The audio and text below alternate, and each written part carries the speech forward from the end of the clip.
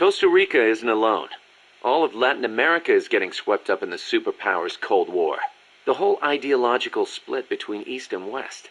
In the end, it's just a greedy scramble for wealth by the ruling classes. The Western bourgeois stand to lose everything if their countries go communist. After all, the communists want to abolish private property altogether. So the capitalist rulers desperately tried to halt the global spread of communism. Hence the phenomenon of red baiting. And the communists, for their part, didn't exactly stay true to their principles. They tried to escape class-based society, but between Stalin's autocracy and the rise of the nomenklatura, they ended up creating one anyway. Once people have power, they stop caring about equality. That's where communism, where society in general reaches its limits. The rulers only care about their own gain. The opposing side becomes a risk factor that threatens the profit, and thus the ongoing struggle between capitalism and communism was born. And now, nuclear deterrence is part of the picture. Exactly. They say nuclear weapons are the reason we haven't seen conflict on a global scale since World War II. The thought that your opponent might launch nukes against you sort of makes it tough to start an armed conflict, especially now that they've got intercontinental ballistic missiles.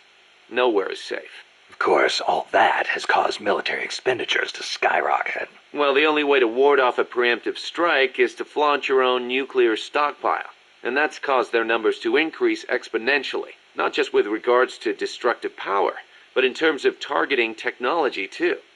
Now they can hit a target halfway across the world with pinpoint accuracy. In a way, the space race was a demonstration of that technological progress. And as a result of all that, we now have mutually assured destruction. It's the ultimate form of deterrence. No one's going to launch their nukes knowing they'll be obliterated in return. I don't know. The chance of somebody hitting the button by mistake is never zero. You're right. Even with peace guaranteed by MAD, there's always the risk of an accident. Nobody wants the world to end on account of some machines malfunctioning. On the other hand, thanks to deterrence, we haven't had a world war since 1945. You gotta admit, it has been pretty peaceful. Not that it matters to us. People point at the nuclear arms and space races and call it a Cold War. I say if they're not shooting at each other, why not call it world peace? Doesn't mean war is gone. Look at Korea. Look at Vietnam. Well, yeah, but I'm talking in relative terms here. Besides, if war died out completely, we'd be SOL. We're not warmongers. And yet, we can't survive in a world that's at peace. You got a point.